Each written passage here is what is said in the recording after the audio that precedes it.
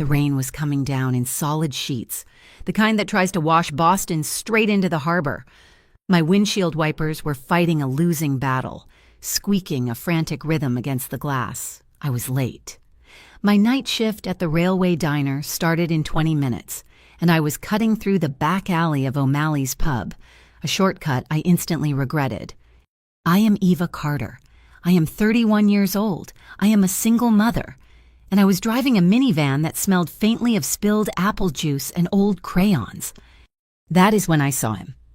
He stumbled out of the bar's back door, a shadow detaching itself from the deeper shadows of the alcove. He was not the usual kind of drunk O'Malley spit out. He was wearing a suit. A real suit. The kind that costs more than my car, tailored perfectly to his shoulders even as he staggered. It was ruined. Dark hair was plastered to his skull by the rain. When he braced himself against the brick wall, I saw the dark stain on his white shirt cuff. He had tried to wipe the blood from his nose. He looked up, scanning the alley, and his eyes met mine through the windshield. They were not drunk. They were sharp, focused, like chips of blue ice in the sudden glare of my headlights. A door slammed somewhere behind me. A different car. 3 men climbed out of a dark sedan parked near the dumpsters. These men fit the scenery. They wore heavy jackets, and they moved with a purpose that had nothing to do with getting out of the rain. They moved toward the man in the suit. My hand froze on the gear shift. This was not my business. My business was Mia. My business was scraping tips to cover the rent. I should have reversed. I should have driven away. But then the world split open in red and blue. A patrol car, its lights flashing silently in the downpour, turned into the alley. It moved slow, a predator cruising. The 3 men stopped. They looked at the cop car, then at the man in the suit, then at me. They were trapped, and I was a witness. The man in the suit looked at my minivan. It was a 2008 model, dented on the passenger side, the sliding door notoriously sticky. I do not know why I did it. Maybe it was the nurse in me. The part of me that used to run toward trouble in an emergency room. Maybe I was just tired of always running away. I hit the button on my dashboard. The minivan's side door groaned, protested, then slid open with a heavy electronic sigh. "Get in!" I yelled through the closed window. He did not need to be told twice. He launched himself from the wall and dove into the back of my van, sprawling across the floor. He landed hard on a pile of Mia's library books. "Move!" I snapped. I unbuckled, climbed into the back, and grabbed Mia's spare raincoat. It was bright yellow, covered in little ducks. I threw it over his torso. I grabbed her empty booster seat from the far back and slammed it down near his head. It was a pathetic disguise, a pile of childhood clutter, but it was all I had. I scrambled back into the driver's seat just as the heavy tap-tap-tap landed on my window. I jumped, my heart trying to escape my chest. A police officer stood there, his face young and wet, rain dripping from the brim of his cap. I powered down the window. Cold rain sprayed my face, sharp as needles. "Evening. Ma'am, everything all right back here?" His flashlight beam was blinding. It cut through the darkness, sweeping the interior. I found the tears. It was not hard. They were right behind my eyes, always waiting. "Officer, please," I choked out, forcing a sob. "My daughter, she's sick. She's burning up. A high fever." I gestured frantically to the back, to the pile of yellow plastic in the booster seat. "I'm just trying to get her home. She's 7 years old. She finally fell asleep, but..." I let my voice crack. "Please, my Mia is so sick. I need to get her to bed." The officer's face softened. He was just a kid. Maybe he had kids of his own, or maybe he just hated to see a mother cry. His beam rested on the duck-covered raincoat. He saw the car seat. He saw a stressed-out mom in a beat-up van. He did not see the expensive, bleeding man hidden underneath it. "All right, ma'am. Apologies," he said, stepping back. "We just had a call about a disturbance. You drive safe now. Hope the little one feels better." Thank you," I whispered. I rolled the window up. My hands were shaking so hard I could barely grip the steering wheel. I put the van in drive. As I did, A voice rumbled from the floor, so low I almost missed it. "Keep driving south." I pulled out of the alley, my tires slipping on the wet pavement. I did not look at the officer. I did not look at the 3 men who were now being questioned. I just drove. I turned onto the highway, heading south. The rain was a solid gray wall, turning the world into a blur of watercolor streaks. Red taillights and green signs dissolved into the night. I checked my rearview mirror. It is a mother's habit. You are always checking the back seat, a black sedan. It was not the same one from the alley, but it felt the same. I passed an exit. The sedan stayed with me. I passed another exit. It was still there. 2 lanes over, keeping pace. My stomach coiled into a cold, hard knot. They were not police. They were following us. They wanted him. I was just the delivery driver, and I had a 7-year-old daughter at home waiting for me. The sedan pulled closer. I could see the silhouette of the driver. My old nurse brain clicked in. Assess, plan, act. My mom brain took over. Evasive maneuvers. Years of driving with a screaming toddler, of dodging sudden naps and spilled juice boxes, had made me a better driver than any stuntman. I signaled right for the next exit. The sedan moved right, anticipating me. At the last possible second, I cranked the wheel hard left. The minivan, bless its terrible suspension, screamed in protest. I cut across 2 lanes of traffic, tires hydroplaning for a terrifying second, and aimed straight for the hospital exit on the far left. The black sedan shot past the exit, trapped by its own speed. I did not slow down. I raced up the ramp and into the parking garage of my old hospital, the place I had worked for 6 years before my life fell apart. I drove up 3 levels to the staff-only section I used to park in, a dark corner hidden behind a concrete support pillar. I killed the engine and the lights. For a long moment, the only sound was the tick of the cooling engine and the distant rumble of the city. "They are gone," and I said, my voice hoarse. I turned on the dim interior light. From the pile of ducts and plastic, the man emerged. He sat up, pushing the booster seat off his chest. He looked terrible. The cut above his eyebrow was deep, bleeding freely now. He was pale, but his eyes were still sharp. He watched me. "Stay put." My voice was firm. The nurse was back.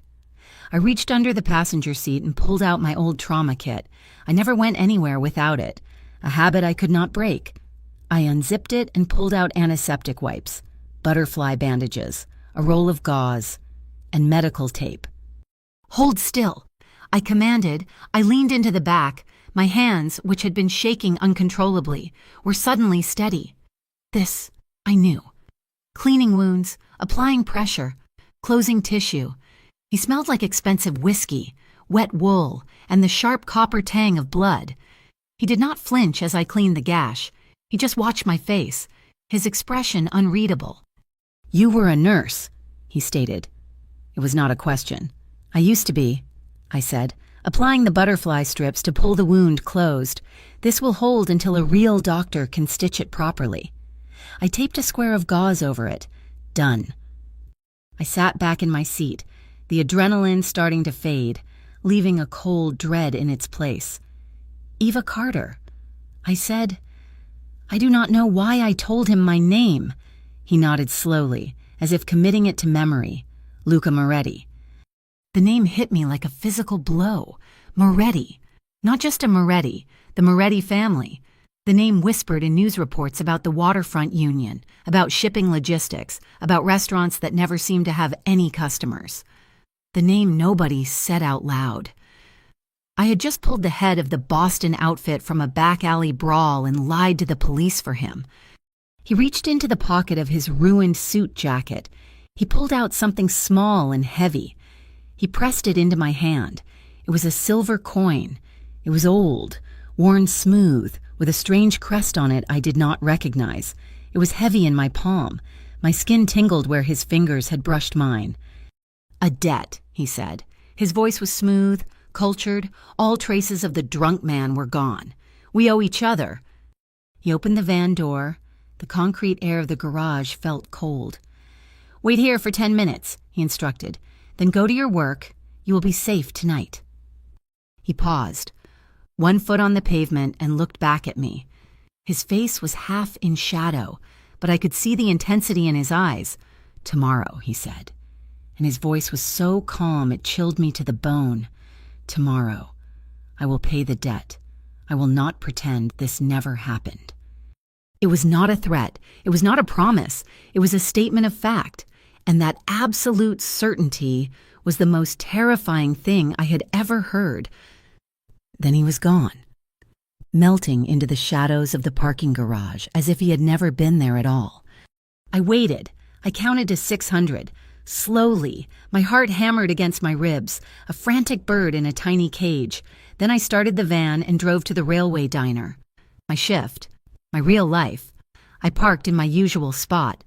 I looked at my reflection in the diner's big plate glass window. The neon "open" sign cast a pink glow on my face.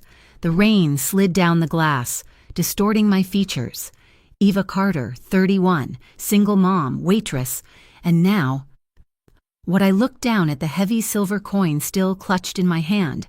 I had crossed a line tonight. I knew it, and I was terrified I had just dragged my daughter Mia to the other side with me. I pushed the heavy glass door open. The silver coin was a cold, solid weight in my jeans pocket. The railway diner smelled like burnt coffee and frying onions. It was 10:30 at night. Rosa, the owner, was wiping down the chrome counter, her small, round body moving with exhausted efficiency. She looked up, her face etched with worry lines that had nothing to do with me being late. "Eva, honey, you look like you saw a ghost," she said, her voice gravelly. I forced a smile. "Just the rain, Rosa. It is a bad one." I grabbed my apron, the cheap polyester scratching my neck. I tied it tight, a piece of armor. This was my reality now. Not scrubs, not a trauma bay, an apron and a name tag that said Eva. I used to be Nurse Carter. I worked the graveyard shift in the emergency room at Boston General. I was good at it. I could handle a multi-car pileup, a gunshot wound, or a code blue without breaking a sweat. I thrived on the chaos, on the high-wire act of saving lives. Then I handled something they did not want handled. I saw a doctor, a very powerful doctor with a surgical practice that brought in millions, falsify a patient's chart to cover a medication error, a fatal error. I filed the report. I followed procedure. I did what I was supposed to do. And the system did what it does to people who follow procedure when it costs money. They did not fire me. That would have been too clean, too obvious. They bothered me out. They launched an internal investigation into my charting, looking for any mistake I had ever made. They cut my hours, citing budget constraints, but hired 2 new nurses the same week. They assigned me to inventory in the basement, counting bandages and saline bags. They made me the troublemaker, the one who did not play nice. It took 6 months, but they broke me. I resigned before they could find a way to take my license. So now I balance plates instead of IV bags. I took orders for sunny side up instead of stat chest x-ray. It was honest work. It paid the bills, mostly. The diner sat right on the edge of South Boston, pressed up against the train tracks that cut the neighborhood in two. During a lull, around 1 in the morning, I stood by the window, wiping down ketchup bottles. I stared out that same window I had looked into earlier. On this side of the tracks, it was old brick, triple-decker walk-ups, and corner stores with faded awnings. On the other side, gleaming towers of glass and steel were rising up, reflecting the moon. Gentrification. That is the polite word for it. Around here, we called it Bayline redevelopment. They were buying everything. Little blue and white signs popped up on lawns like stubborn weeds. We buy houses, cash fast. They were squeezing the life out of the neighborhood, block by block. Rosa was worried they were coming for the diner next. She said their lease was up soon. My shift ended at 6 in the morning. The rain had finally stopped, leaving the city smelling washed clean, which was a lie. The air just smelled like wet concrete and diesel. I drove the minivan home.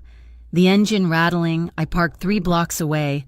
the closest spot I could find in the resident permit zone. My apartment is small. It is a rental, 3rd floor. I climbed the stairs quietly, my legs aching from the shift. I unlocked the 3 deadbolts, a nightly ritual. The first thing I saw was the blanket fort. It took up the entire living room, a massive structure of dining chairs and sofa cushions, draped with every sheet I owned. Mia was asleep inside it, her breathing soft and even. She is 7 years old. She is whip-smart and funnier than I am, with a serious face that makes her jokes even better. She's the only reason I am still breathing, the only thing that makes sense. I peeked inside the fort. She was curled up with her flashlight and her favorite library book about astronomy. And next to her, leaning against a cushion, was her umbrella. It was bright red, with a single yellow lark printed on the fabric. It was her favorite thing in the world. She said it kept the gray days away.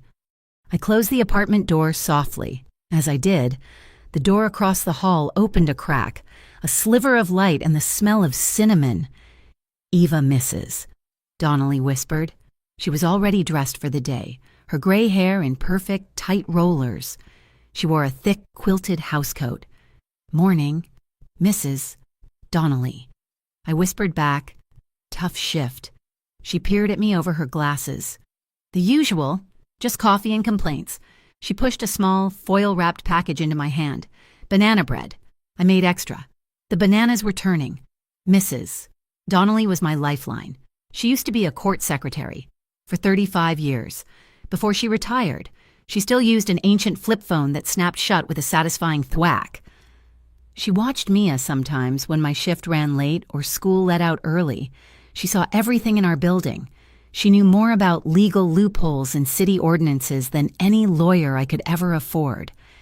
"You look tired, dear," she said, her sharp eyes scanning my face. "More than usual." "It was the rain," I said again. I felt the coin in my pocket, heavy as a judgment. She nodded, but she did not look convinced. "Well, eat, sleep. You are a good mother, Eva." She closed her door, the lock clicking softly into place. Inside my apartment, I sat at the tiny kitchen table. A small, faded icon of a saint I did not know the name of hung on the wall. Left by the previous tenants, I kept it there. I needed all the help I could get. I pulled out my server's notebook. I counted my tips from the night. $47. Not great. Enough for groceries tomorrow, but not enough for the electric bill. I looked at the pile of mail I had left on the table. The electric bill. The overdue notice from the gas company. And then there was the other mail. The letters that came in plain white envelopes, with no return address. Just my name and his, Aaron Cole, my ex-husband. He was a gambler. He had a smile that could charm anyone and a sickness that made him bet on anything. Cards, horses, the color of the next car to pass. He disappeared 2 years ago, just after Mia turned 5. He left me with Mia, and he left me with his debts. At first, the calls were from banks, then collection agencies. Lately, they were men who did not identify themselves, men who knew where I worked, men who knew Mia's name, men who knew what time she got out of school. I dropped my keys on the counter. My keychain, it was a single heavy pewter knight. My father gave it to me before he passed away. He was a chess player, quiet and thoughtful. "Life is chess, Eva," he used to tell me. "Not checkers. You have to think 2 moves ahead. And remember the knight. He's the only one who can jump over the other pieces. He moves sideways to go forward." I had been moving sideways for 2 years, trying to jump over Aaron's mess, trying to protect Mia, trying to keep us afloat with cheap, durable things. My old boots, my 10-year-old winter coat, this apartment. I pulled the silver coin from my pocket. It was heavier than my tips. Earlier than the keychain, Luca Moretti. I had rescued a shark. A man who swam in waters so deep and dark I could not even imagine them. A man whose name was linked to violence. And he had debts that were not measured in dollars, but in blood. I turned the coin over in my hand. It was smooth, ancient. Aaron had dragged me into the shallow, dirty end of the underworld, the part with petty criminals and desperate threats. And last night, I had just dived head first into the deep end to save its king. I looked at the blanket fort, at the small, safe world I had built from cheap fabric and secondhand furniture. Who exactly did I just save? And what happens when he comes to pay the debt tomorrow? I put the coin on the table, right next to the overdue electric bill.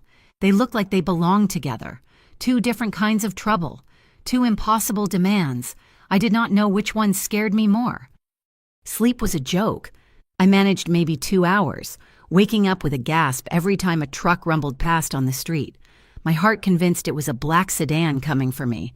Mia, oblivious, was already at the kitchen table when I stumbled out, drawing a complex diagram of a rocket ship powered by rainbows. I made her breakfast, kissed her goodbye for school, and left her with Mrs. Donnelly. My bones ached. The diner was quiet when I started my next shift, the lull before the late morning rush. I was running on pure caffeine and the dregs of adrenaline. The silver coin was in my pocket, a familiar weight now. I was wiping down the counter when Rosa gasped. I looked up. Outside, on the street, a line of 3 black cars had pulled up. They were identical. They were shiny enough to reflect the gray Boston sky. They were not Bayline redevelopment. They were something else. The diner went silent. Sal, the cook, stopped grilling onions. 2 truckers in booth 4 paused with forks halfway to their mouths. The diner door opened. The little bell tinkled, a cheerful sound that was completely wrong. Luca Moretti stepped inside. He was not the man from the alley. That man had been desperate, bleeding and covered in mud. This man was immaculate. He wore a dark gray suit that fit him like a second skin. His black hair was perfectly combed. The only sign of last night was a small, clean white bandage over his left eyebrow, exactly where I had taped the gauze. His blue eyes swept the diner once, taking in everything, and then they landed on me. He walked to the counter and sat on one of the chrome stools at my station. He placed a small, simple bouquet on the counter, white carnations. "Coffee," he said. His voice was quiet, but it carried black. My hands were steady. I poured the coffee. I placed the mug in front of him. I refused to look scared. "You are a waitress now," he observed, his eyes on my name tag. "I am," I said. He reached into his suit jacket. He pulled out Mia's yellow, duck-covered raincoat. It was perfectly folded, clean, and pressed. He slid it across the counter. "Thank you for the loan," he said. Then he pulled out a plain white envelope. He slid it next to the coat. I looked at it. "What is this?" "Payment," he said. "I do not want your money. It is not a request," he said, his voice still quiet, but with an edge of steel that made my skin prickle. "It is a debt paid for you. No strings attached. 3 months of your rent." My breath hitched. 3 months. That was the gas bill, the electric bill, and the breathing room I had not had in 2 years. "I cannot," I whispered, pushing it back. He put his hand on it, stopping me. "You can. You will. I do not like outstanding debts, Eva." He took a sip of his coffee. He looked at me over the rim. "I apologize," he said, so low only I could hear, "for bringing you into that. It was not my intention." "Right," I said, my voice sharp with sarcasm. "You just stumbled into my van by accident." His eyes held mine. "I did not expect anyone to stop, especially not you." He paused. "Did anyone follow you home after you left the garage?" I thought of Mia. I thought of the fear that had kept me awake. I lied. No one. He nodded, but he looked like he did not believe me. It did not matter. He stood up, leaving the coffee untouched. He put a $50 bill on the counter, next to the mug, for the coffee, and he looked at the white carnations, then at me. "Enjoy your shift." He turned and walked out.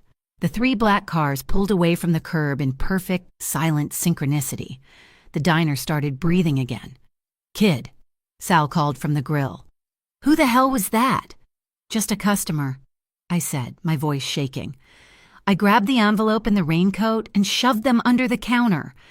That night, I was on edge. I held Mia a little tighter during story time. I double-checked the 3 locks on my door. Mrs. Donnelly had taken Mia for the afternoon, so I had managed a few hours of real sleep. I still felt hunted. At 8 o'clock, Mia was in her blanket fort, humming to herself. I was washing dishes. A knock came. It was not Mrs. Donnelly's polite tap. It was a hard, impatient sound. I looked through the peephole. A man I did not recognize. He wore a cheap, shiny suit and was chewing gum, his jaw working side to side. I opened the door. Just a crack, keeping the chain on. "Eva Carter," he asked. His voice was slick. "Who are you?" "A friend of Aaron's," he said. "He owes some people a lot of money, and since he is not here, that debt falls to you." My blood went cold. I'm not married to him anymore. His debts are not mine. The law might say that. Our accounting says different. His eyes slid past me, into my apartment. He saw Mia's red umbrella by the door. "Nice place. You got a kid. You need to leave," I said, though, trying to push the door closed. He put his foot in the jamb, blocking it. The cheap leather of his shoe scuffed my welcome mat. "I do not think so. See, we know about your trouble at the hospital. We know you are on your own. It would be a real shame. A real shame. If someone called Child Protective Services, told them the kid's mom is hanging out in alleys with strange men, that she is not providing a stable home. They take kids away for less, you know?" I froze. This was it. My worst fear. He had found the one threat that would paralyze me. "Get out," I whispered, my voice trembling with a rage that was so deep it choked me. "I just want to talk about a payment plan. Eva." He grinned, and it was all teeth. He pushed the door harder, the chain straining. "She said to get out." The voice was not mine. It came from the end of the hallway, near the stairs. The man in the shiny suit froze. His grin vanished. I looked past his shoulder. Luca Moretti was standing there. He was just standing. He was not wearing a suit, just dark pants and a plain black sweater. His hands were in his pockets. He was not threatening. He was not moving. He was just there. A block of shadow and stillness. The man in my doorway seemed to shrink. He looked at Luca, and all the color drained from his face. He looked like he had seen a ghost, a very specific, very dangerous ghost. I was just leaving," the man stammered. He pulled his foot back. "Yes," Luca said. His voice was flat. "You were—" The man did not look at me again. He practically ran down the hall and scrambled down the stairs. I was left leaning against the door frame, my knees weak. Luca walked slowly down the hall. He stopped a few feet from my open door. He did not try to come in. He did not look inside. He just looked at me. "He will not be back," Luca said. You followed me." I accused him, my voice shaky. "I had someone make sure you were safe. It seems I was right to." "I do not need your protection." "Yes, you do," he said, his voice gentle. And that was worse than the steel. "Good night, Eva." He turned and walked away. I watched him go. Then I closed the door. Sliding all 3 deadbolts home, I slid to the floor, my back against the wood, and finally let myself shake. He had known I lied. He had sent someone to watch me. He had just saved me. The debt was not paid. It was deeper. The next day at the diner, the air was thick with despair. I found Rosa in the back office, her head in her hands, crying silently. A formal, legal-looking letter was on the desk. "Rosa, what is it?" "They are doing it. Eva," she wept. "Bayline redevelopment. They bought the building from the landlord. They are not renewing our lease. We have 30 days. 30 days to clear out. My father built this place." 30 days. The words echoed in my head. My job was gone in 30 days. I felt the walls closing in. Aaron's debt collectors. Luca's protection. And now, Bayline redevelopment. The same company squeezing the life from our neighborhood was taking my job.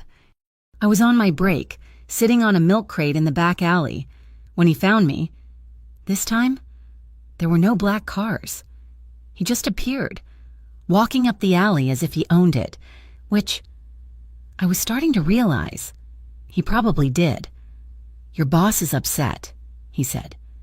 Bayline is kicking her out, I said, too tired to be polite. They are kicking us all out. He nodded, as if this was old news to him. I have a proposition for you, Eva. I stood up. I'm not interested. I have enough propositions. This is a job, he said. A real one. My grandmother, my Nona. She lives in the North End. She is stubborn. She needs medical supervision. She has a heart condition. She keeps firing every nurse we hire. So hire another one. She needs someone who is not afraid of her. She needs someone who is not afraid of me. He looked at the bandage over his eye. She needs a good nurse. I heard you were one of the best. I stared at him. How did you... I pay debts. I also do my homework, he said. I will pay you 4 times what Boston General paid you. Cash per week. 4 times. It was a staggering amount of money. It was get Mia out of this neighborhood money. It was shut down the debt collectors for good money. But it was his money. I am a waitress, I said stubbornly. You are a nurse, he countered, and I need one. I thought of the man in my hallway. I thought of Mia, humming in her blanket fort, oblivious to the sharks circling her. This was a deal with the biggest shark of all. But maybe it was true what they said. Maybe the safest place to be was right next to him, not in his path. I could use the money, and I needed information. If I was going to protect Mia, I needed to know what I was up against. All right, I said. I will do it, but we have terms. He raised an eyebrow. This is a job. I am your grandmother's nurse. That is all. You stay out of my life. I stay out of your business. He considered this. He looked at me, his face serious. Then he nodded. A civilized arrangement, he agreed. We do not touch each other's private lives, not unless we are invited.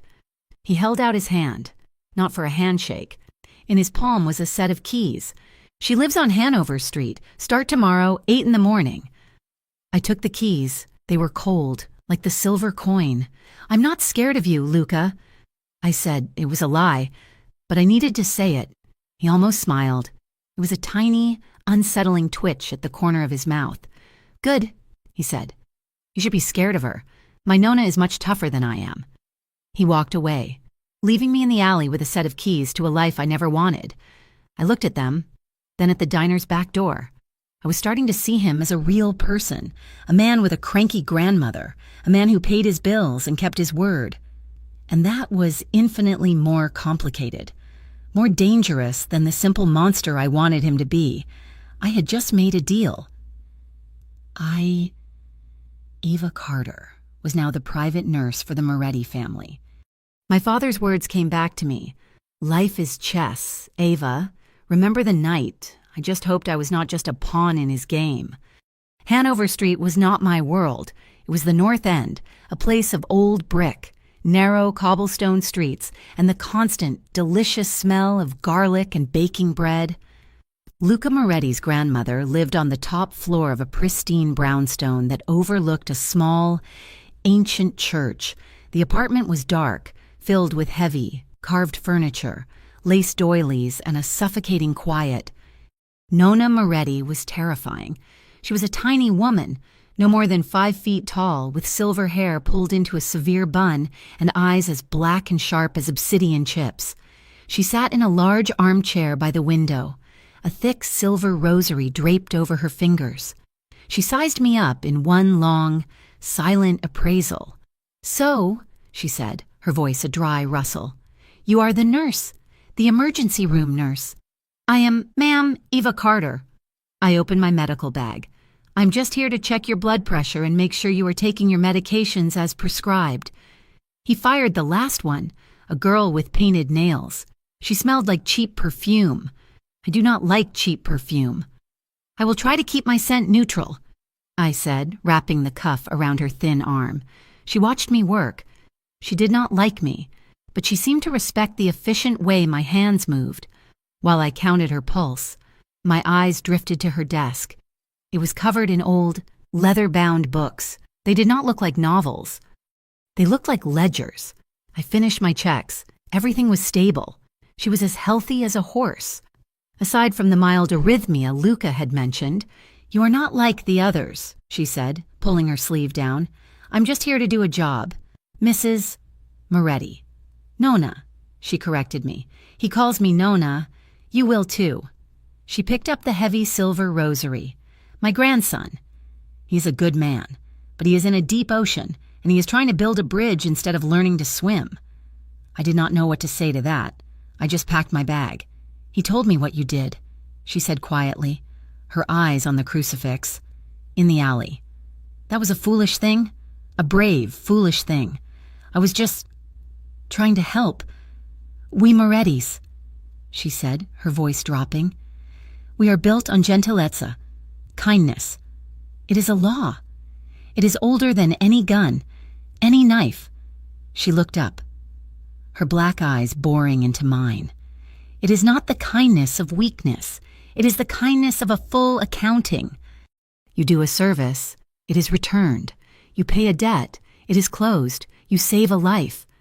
That debt is never closed. It is paid forever." She was explaining the silver coin. She was explaining the rent money, the car that now sat outside my building every night, the man in my hallway.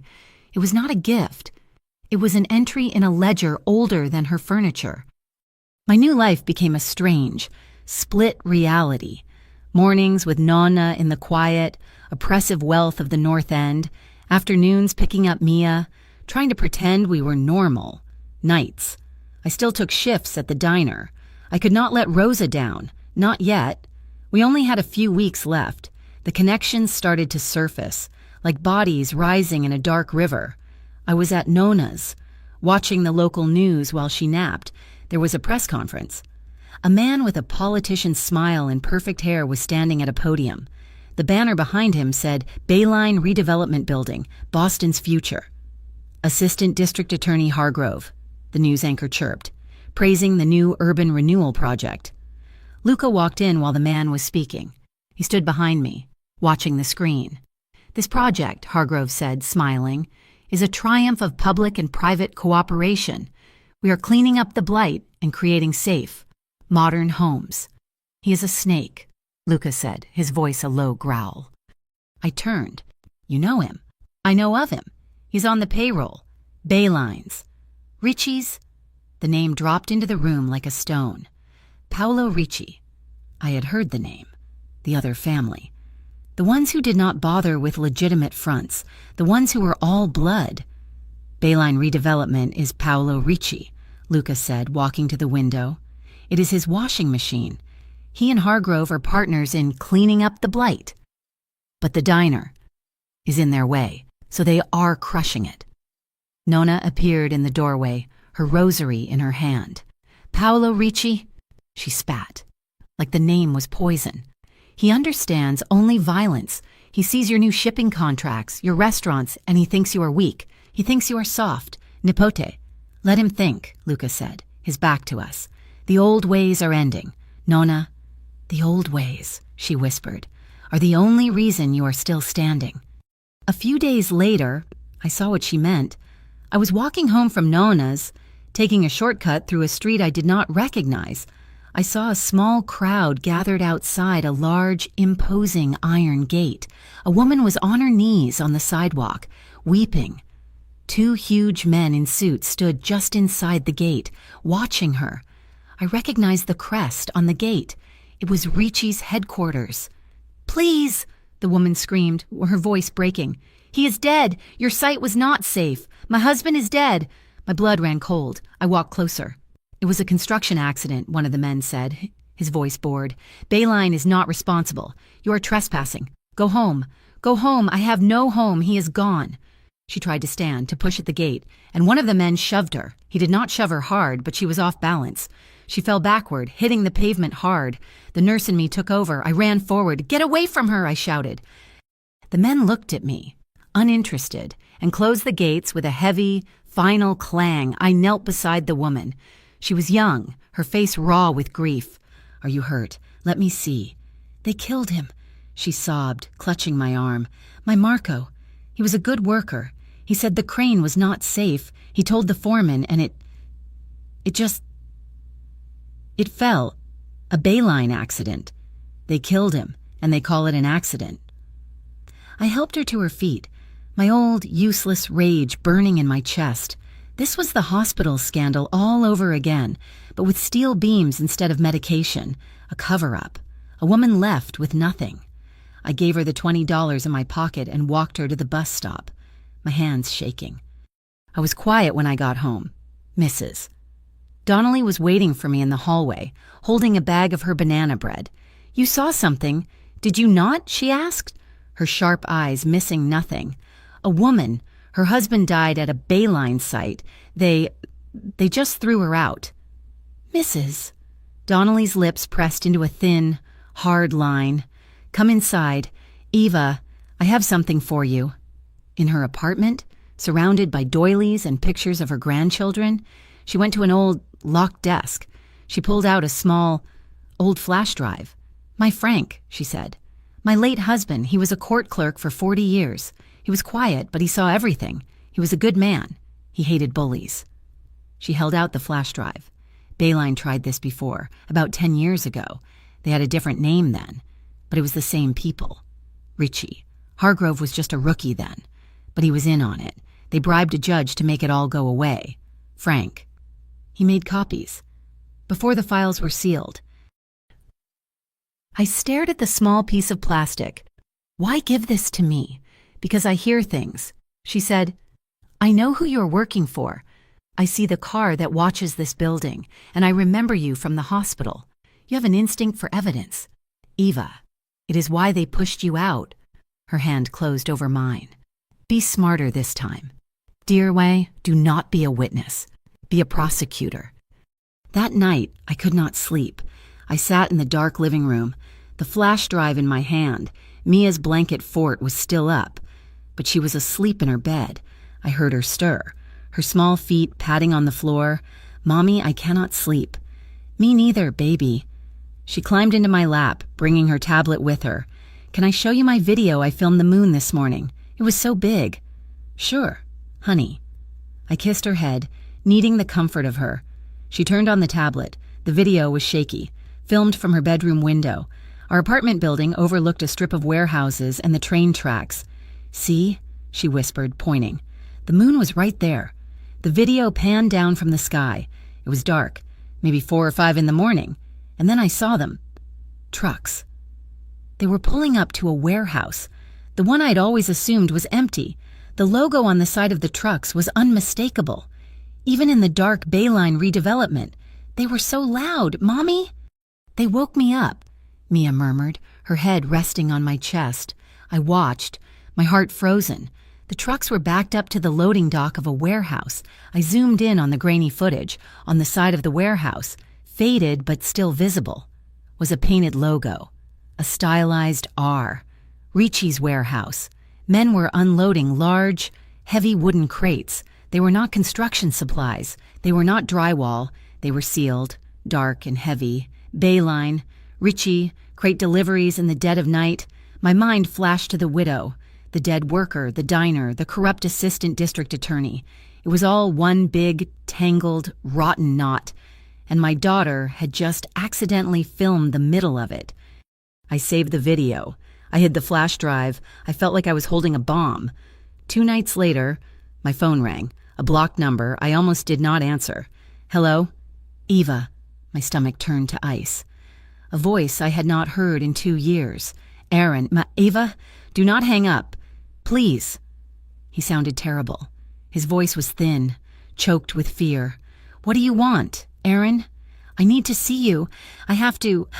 It is about Mia. It is about her safety."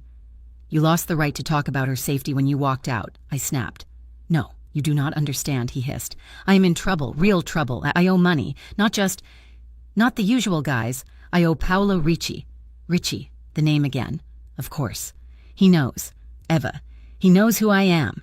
He knows I was married to you, and he knows. He knows you are working for Moretti. "What did you tell him, Aaron?" I whispered, my voice shaking with rage. "Nothing, I swear. He just knows. He wants me to be bait. He wants me to get to you." to find out what you know about Moretti. He said if I do not, he'll kill me. But he said if I do, he might just hurt you to send Moretti a message. I hung up the phone. I leaned against the wall, my whole body trembling. The danger was not just at the diner or in the North End. It was my past. It was Aaron. It was here. It was closer than I could have imagined. The next night was my last shift at the railway diner. We were closing for good at 2 a.m. It was awake.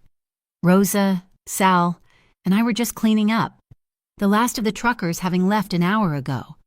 I was in the back, tallying the last receipts. I smelled it first. Not old grease, not burnt coffee, gasoline. I heard a whoosh from the front, like a giant breath, followed by the sound of glass shattering.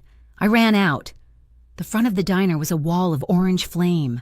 The curtains, the vinyl booths, everything was catching. Rosa Salfire, get out the back. I ran to the small office. Rosa was standing there, frozen, staring at the flames. Rosa, move! I grabbed her arm and yanked her, pulling her toward the back alley. Sal was right behind me, coughing. We burst out of the back door just as the windows blew out. We fell onto the wet pavement of the alley, gasping for air, the roar of the fire filling our ears. Sirens wailed in the distance, but it was too late. The diner was gone. Rosa was sobbing, her body shaking. They did it! They really did it! I sat up, my lungs burning. The orange light of the fire lit up the entire alley, brighter than any streetlight, and I saw it, half hidden under a pile of wet cardboard near the dumpster. Something small, something metal. It was glinting. I crawled over, my hands raw from the pavement. I picked it up. It was hot from the fire. It was a silver coin, worn smooth, heavy, with a familiar crest. It was identical to the one Luca Moretti had given me. I stared at it, the heat searing my palm. This was not an accident. This was not a random act of vandalism. This was a signal. Someone had left this for me to find. Someone wanted me to know that they knew. They knew about the coin. They knew about me. I looked at the roaring flames that had been my job, my safe place. I was standing in the middle of a war I did not understand, and I had just been declared a soldier, whether I liked it or not. My hands were still covered in soot from the diner fire when I called him. I did not go to Nona's. I used the new, clean cell phone he had given me. The one he said was for emergencies. I considered this an emergency. He left it for me, I said, no greeting. I was parked in my minivan, watching the sun rise over the smoking skeleton of the railway diner. A silver coin, just like yours. It was in the alley. There was a long silence on the other end of the line. Where are you? Luca's voice was flat, cold. I'm at the diner, or what is left of it. Stay there. Do not move. 10 minutes later, his car was there. Not the fleet, just one. He got out and looked at the burnt shell of the building. His face was like granite. I held out the coin. He looked at it, then at me. This was Ricci, he said. He's sending a message. To me. Through you. He's sending more than that. I said I was vibrating with a cold, clear rage. The fear was gone. I am done being a message, Luca. I am done being a pawn. I pulled out the flash drive from Mrs. Donnelly. I pulled out my phone. This is what I have. I said I felt my nurse brain click back on. The part that triages, that assesses, that makes a plan. Bayline redevelopment is Paolo Ricci. That is his money laundering machine. Assistant District Attorney Hargrove is his legal protection. Mrs. Donnelly's late husband copied files from a sealed case 10 years ago. It proves the bribery. It proves the connection. Luca watched me, his expression unreadable. And this? I said, opening the video on my phone. This is from my daughter's tablet. She filmed it from her window 3 nights ago. I showed him the grainy footage, the Bayline trucks, the Ritchie warehouse, the wooden crates. That warehouse is 2 blocks from my apartment. I said, he's not just cleaning money, he's moving contraband. I saw the widow of the man who died, Marco. Ritchie is killing people and Hargrove is burying the paperwork, and they are using the new social housing project as the excuse to launder all of it. I finally stopped. I looked him in the eye. You want to get out. You want to be legitimate. You cannot do it while he is still breathing, and you cannot do it by killing him. You meet him with violence. You lose. You become him. So what do you suggest, Eva? He asked, his voice dangerously soft. We call the police. Hargrove is the police. No, I said, we do not call the police. We call the feds, and we do not just give them a flash drive. We give them the whole operation.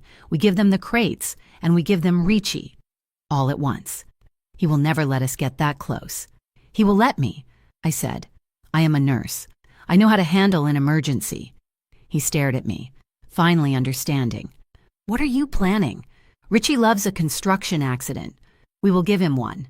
A fake 911 call. A man down at his warehouse. I will be the first responder. I use my old credentials. I get inside. I get eyes on those crates. Absolutely not, he said, his voice final. He stepped closer. It is too dangerous. I will not have you on the front line. You already put me on the front line, I said, my voice rising. The minute you got in my van, I was there. The minute your man stood in my hallway, I was there. Ricci burned down my job, my life, Luca, to send you a message I am not hiding. I am not your responsibility to protect. I am your only way out. This is the chess move, the knight's move.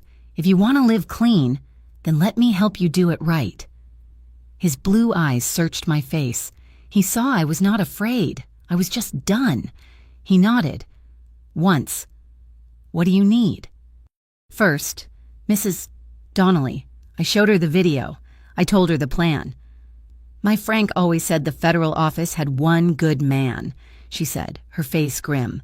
She went to her ancient Rolodex and pulled out a card. Agent Riley. Federal Bureau of Investigation.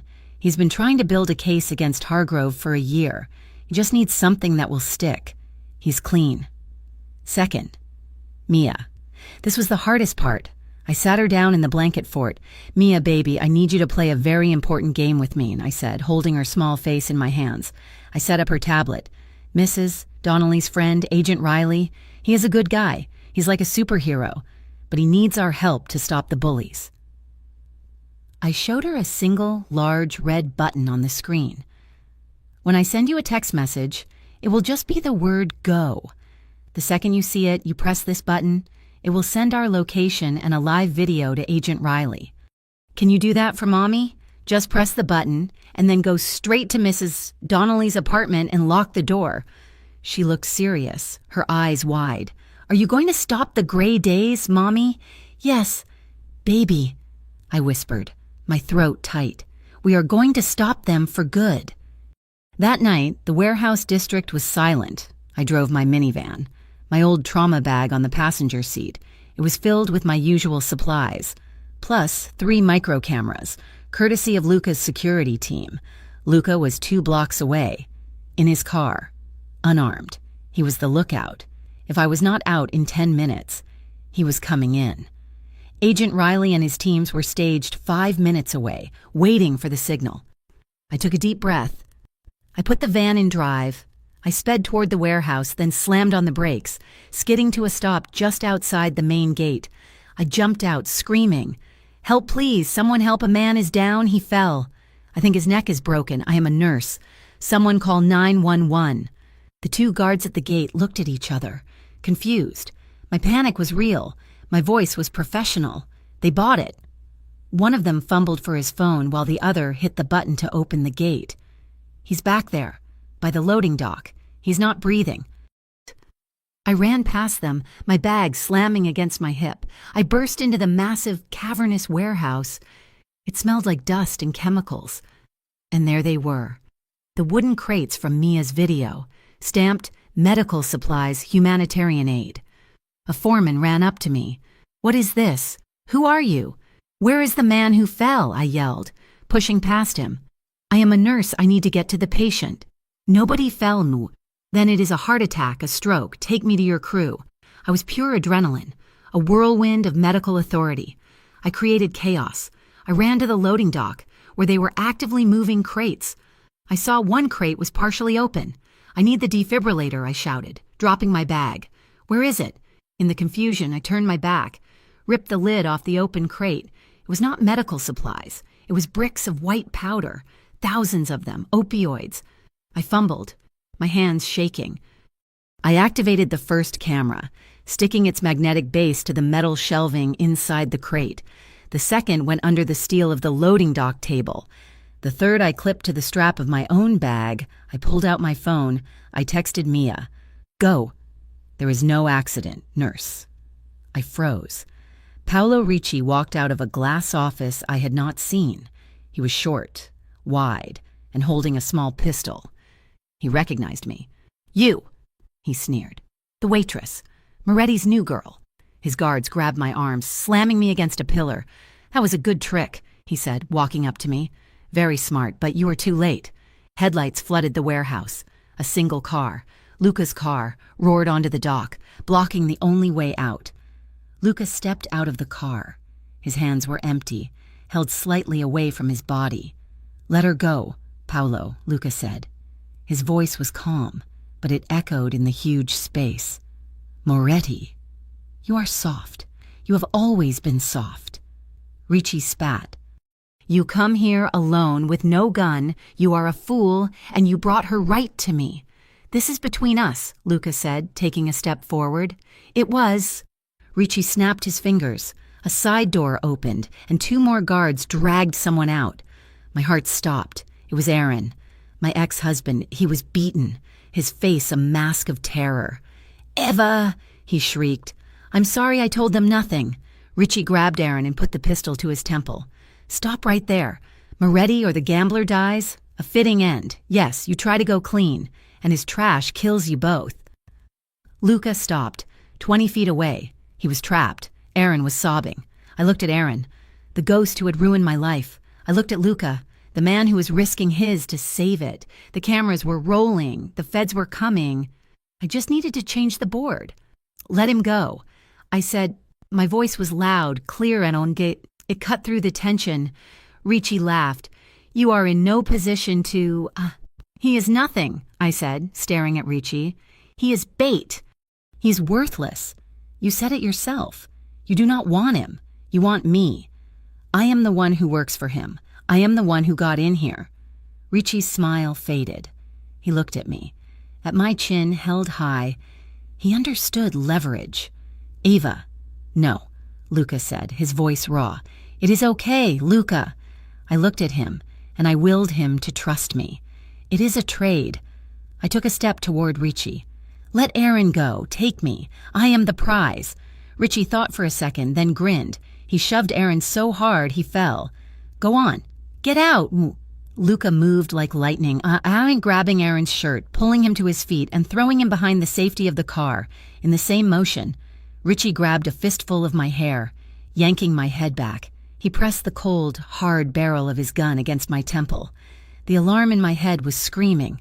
"Now, Moretti," Ricci yelled, his face inches from mine. "On your knees, hands on your head, or she dies." I could see Luca's face. It was torn. This was the one thing he had not planned for. "Do it, Luca," I choked out, the gun pressing hard into my skull. "It is over." He looked at me, his eyes full of a pain that was not physical. Slowly, he started to lower his hands, to surrender. I was not going to let that happen. I was a nurse.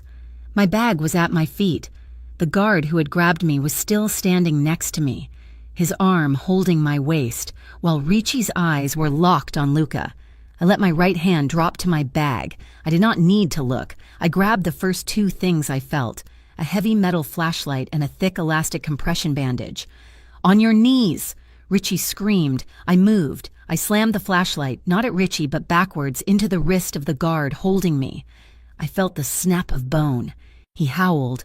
I spun into his body, using him as a shield. I brought the flashlight up, smashing it into his jaw. As he fell, I snatched his arm, planted my foot, and pulled with my entire body weight, a perfect textbook shoulder dislocation. He collapsed, screaming in agony. It took 2 seconds. Ricci turned, his eyes wide with shock, his gun swinging toward me. He was too slow. The instant I moved, Luca moved. He had not been surrendering. He had been waiting. He crossed the distance in 3 long strides. He did not go for the gun. He hit Ricci's wrist, a sharp upward strike that sent the pistol flying across the concrete floor. Luca's counterattack was not a fight. It was a dismantling, a precise strike to the throat, a palm heel to the solar plexus, a brutal kick to Ricci's knee. Paolo Ricci, the man who terrorized the city, crumpled to the ground, gagging. The warehouse was suddenly silent, except for the whimpering of the guard, and then a new sound. Sirens. Not 1 or 2. It was an army. The warehouse doors, the ones I had run through, burst open, blue and red lights flooded the space. Men in vests marked FBI swarmed in, guns raised. Federal Bureau of Investigation, hands in the air. Nobody move. They cuffed Ricci. They cuffed his men. They surrounded us. Agent Riley, a tall man with a tired face, looked at me, at the camera on my bag, and then at the open crate. He nodded. "We have it, Miss Carter. We have it all." Luca stood beside me, his chest heaving.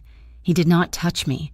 He just stood there, a solid wall of presence, making sure I was safe. Across town, Assistant District Attorney Hargrove was in his car. He had heard the federal chatter on a scanner. He was running. He sped through the quiet streets of the North End, taking a shortcut he thought no one knew. He did not see the new security camera on the steeple of the Old North Church. He did not see Nonna Moretti, standing on her balcony, watching his car speed past. She turned on her bright porch lights, flooding his car in a perfect circle of illumination for the camera. She picked up her old silver flip phone and made a call. As Hargrove's car disappeared, the ancient church bells began to toll, ringing out across the sleeping city, a heavy, final judgment. The aftermath was not quiet, but it was orderly. The chaos of the warehouse firefight was replaced by the methodical, grinding gears of the federal justice system. The news was obsessed with it for weeks.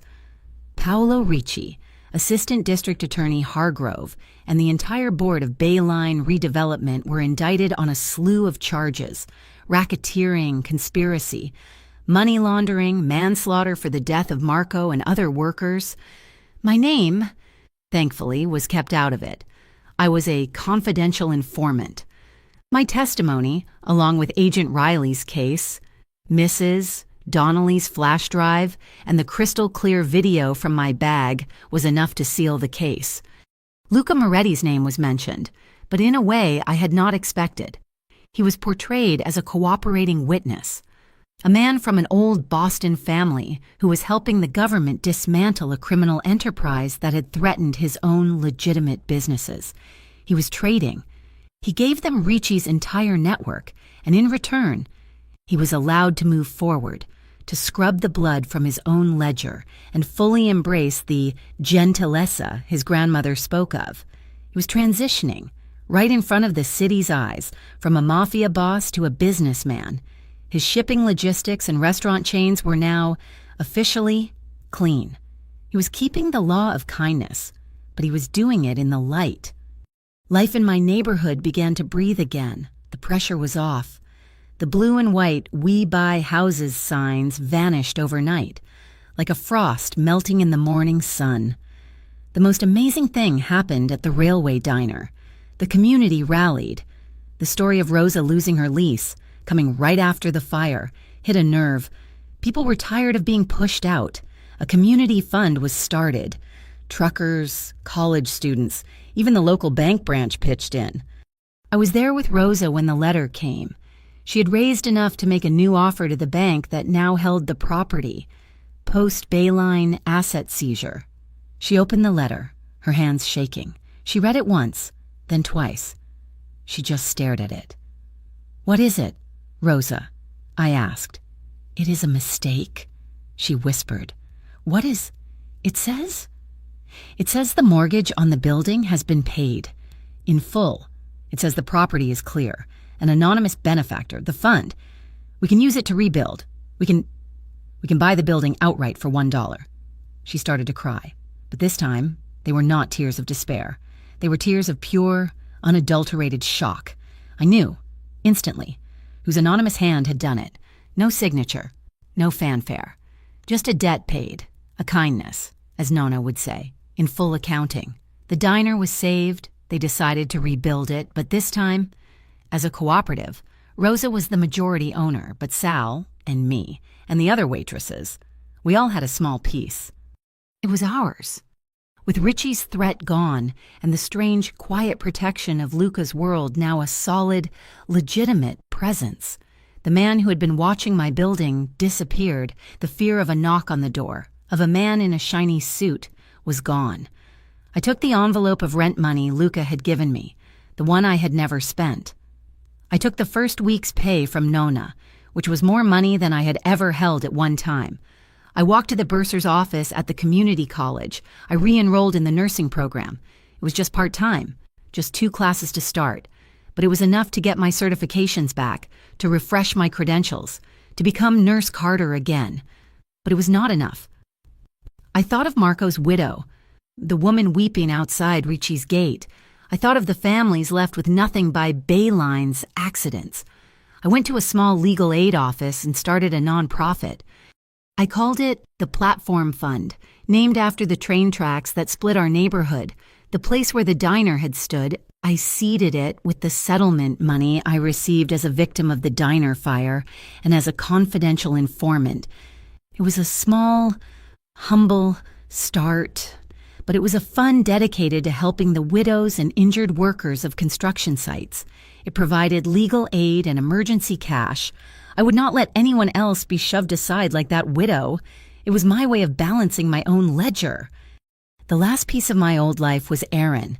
He was in protective custody, a federal witness against Ricci's organization. Agent Riley arranged a meeting in a sterile government building. He looked small. The charm was gone, burned away by genuine fear. He was just a weak man who had made a lifetime of bad choices. "Eva," he said, his voice cracking. He could not meet my eyes. "They have the papers." "Aaron," I said, my voice flat. I was not there for apologies. "I know. I will sign them." He was signing away his parental rights to Mia. Forever, he was giving her to me, fully and completely, in exchange for a new life somewhere in Arizona or Wyoming, with a new name. "I'm sorry, Eva, for everything but I never wanted ye." "It does not matter what you wanted, Aaron," I said, stopping him. "It only matters what you do now." He signed the papers. His hand, the one that used to hold mine, shook. I watched him get led away by a federal marshal. I did not feel hatred. I did not feel anger. I just felt quiet. I felt pity. Maybe, but mostly, I felt the sharp, clean relief of a final door closing. I had given him conditional forgiveness, not for his sake, but for Mia's. Her history was now clean. She was free from his debts, from his name, from his shadow. She was just mine. A week later, a thick, cream-colored envelope arrived. It was not a bill. It was an invitation, written in sloping, elegant script. Nona Moretti requested the pleasure of my company, and Mia's, for Sunday dinner. I was terrified. Mia was thrilled. "Are we going to the castle? Mommy? It is just an apartment, baby, a very old one." When we arrived, the apartment was transformed. The heavy, dark furniture was still there, but the oppressive quiet was gone. The place was filled with people. With the smell of roasting garlic and basil, it was loud. A long, massive dining table, one I had never seen, was set up in the living room. It was covered in a white linen cloth, heavy silver and glowing candles. Nona, looking like a tiny queen in a black lace dress, kissed Mia on both cheeks. "Ah, La Bambina, you are welcome here." Luca was there, at the head of the table. He was not the boss. He was the grandson. He served wine. He carved a roast. He laughed at jokes I did not understand. He looked at me and Mia, and he smiled, a real smile. It changed his entire face. We ate. We ate pasta and roast and salad and bread. And for dessert, Nonna brought out a tray of perfect, wiggling panna cotta.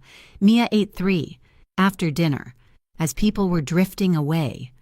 Nonna sat with Mia on the sofa. "Your mother tells me you have a red umbrella."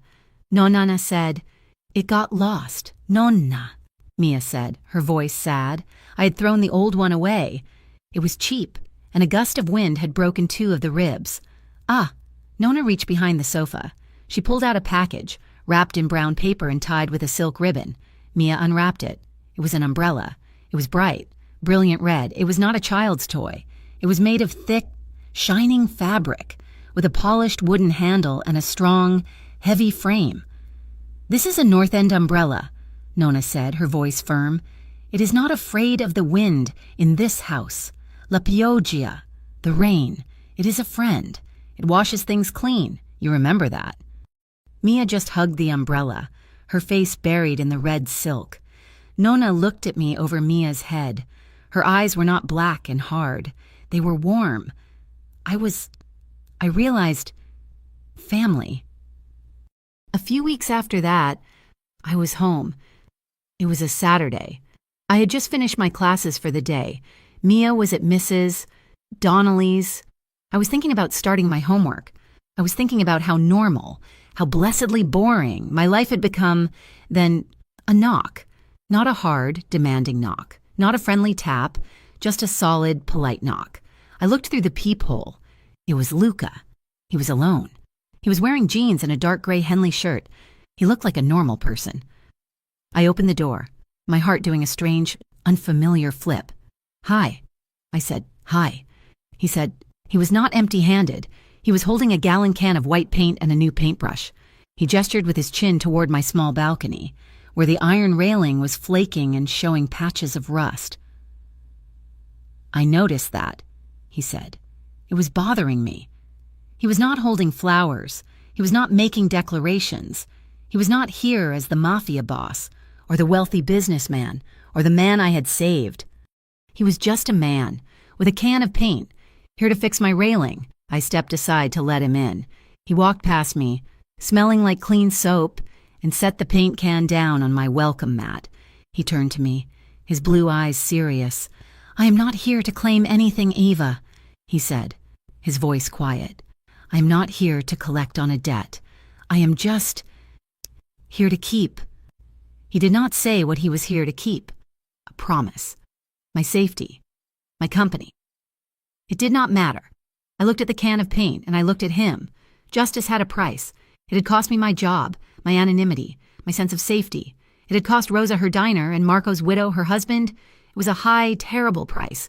But as I stood there, in my safe, quiet apartment, with my daughter playing next door and a good man waiting to paint my balcony, I knew, for the first time, that it was worth it. I closed the door. "The brushes are in the kitchen," I said, "and I will make us some coffee and—" He smiled, and this time, I smiled back. The trial was a formality. It was quick, clean, and brutal, with the video evidence from my bag, the warehouse inventory, Mrs. Donnelly's flash drive, and Aaron's terrified testimony. The federal case was airtight. Paolo Ricci was found guilty on all counts. He received a sentence so long that he would never see the outside of a federal prison again. Assistant District Attorney Hargrove was disbarred. His political career did not just end, it evaporated. He was found guilty of conspiracy, bribery, and obstruction of justice. The fall from grace was absolute. The city's newspapers, the ones that used to print his smiling face, were merciless. And the Bay Line redevelopment project, the monument to their greed, was seized by the city. In a moment of justice so rare it felt like fiction, the entire project was handed over to the Public Housing Authority. It was fast-tracked. It became what Hargrove had promised on television: real, actual, affordable housing. The first apartment, a 3-bedroom unit on the top floor, was offered to Marco's widow. I was there when she got the keys. The platform fund paid to furnish it. Luca, true to his word, finalized his transformation. He publicly and legally dissolved the violent arm of his family's holdings. He poured his resources into the legitimate logistics company and the restaurants. He made a point to hire the former construction workers from the Bay Line sites, the men Marco had worked with. He did not just give them jobs. He gave them pensions and the best health insurance money could buy. He was honoring the law of kindness on a corporate scale. building his new bridge in the bright light of day. I am telling this story from my balcony. The railing is smooth and white under my hands. The rust is just a memory. It is a warm Tuesday in August. I can smell the city, the familiar mix of diesel, the harbor, and the bakery down the street. It does not smell like fear anymore. Below, in the small patch of green grass our building shares, Mia is playing. She is 7 years old, almost 8. She's throwing a frayed rope for a dog. He is a scruffy, happy mutt we adopted from the city shelter 2 months ago, a mix of everything. With one floppy ear and a tail that never stops wagging, Mia named him Diesel, and he's chasing the rope, blissfully unaware of the complex world around him. He's just happy to be safe. I know the feeling. Luca is here with me. He's leaning against the brick wall, holding a glass of iced tea I made. Comes over often. There are no grand gestures, no whirlwind romances. He fixed my leaky faucet last week. I helped him organize Nona's new medication schedule. We have Sunday dinner in the North End every single week. It is slow.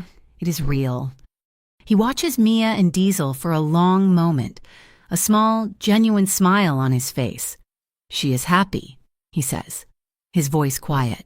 We both are. I reply. He turns to me.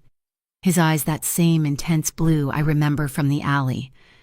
That night feels like 100 years ago. I was not entirely honest with you, Eva, he says, about that night, the night in the alley. My heart, which has been beating so steadily for months, gives a small, anxious flutter. How? I was not drunk, he says. Not really. I'd been drinking. Yes, but I was in control. Richie's men were waiting for me outside O'Malley's. I knew it. They had a checkpoint, a patrol car that was not a real patrol car, waiting to stop me. My drunk act. That was to make them underestimate me. I was planning to stagger past their checkpoint to create a scene and slip away in the confusion. He looks down at his hands, which are wrapped around the cold glass. My part was calculated. I knew they were there. I knew I had to get past them. He looks back up at me, and his gaze is so direct, it takes my breath away. But I did not calculate you. I never, in a million years, thought a woman in a beat-up minivan, late for work, would stop. I never planned on you sliding that door open. Eva, that was Grace. My plan was just survival. You were something else. I am quiet for a long time. Processing this, it does not change anything, but it sharpens the edges of the memory. He was not helpless. He was just tactical, but I was real. I reach into the pocket of my jeans. I still carry it sometimes. My keychain with the pewter knight and the heavy silver coin. I hold the coin out on my palm. It is warm from my body. And this, I say, you said it was a debt. We owed each other. He looks at the coin, and for the first time, I see him look truly vulnerable. It is a debt, he agrees, but it is not mine. It belonged to my grandmother, my grandfather. He was a hard man. He built the family, but she was all gentilezza, all kindness. When he died, she started a secret fund. She called it the Law of Kindness Fund. It was for people like Marco's widow, for people crushed by the world we lived in, a quiet, anonymous way to balance the scales. He touches the coin, still in my palm. His finger is warm. There is no key. This is the combination to the safe where the ledgers are kept, the code. It is an old family mark. He gently closes my fingers over it. When I gave it to you, I was just making a promise. I was marking you as mine to protect. But now, it is something else. The fund is still active. I have been running it since my father passed, but I do not want to run it alone. I look at him, confused. Luca, what are you saying?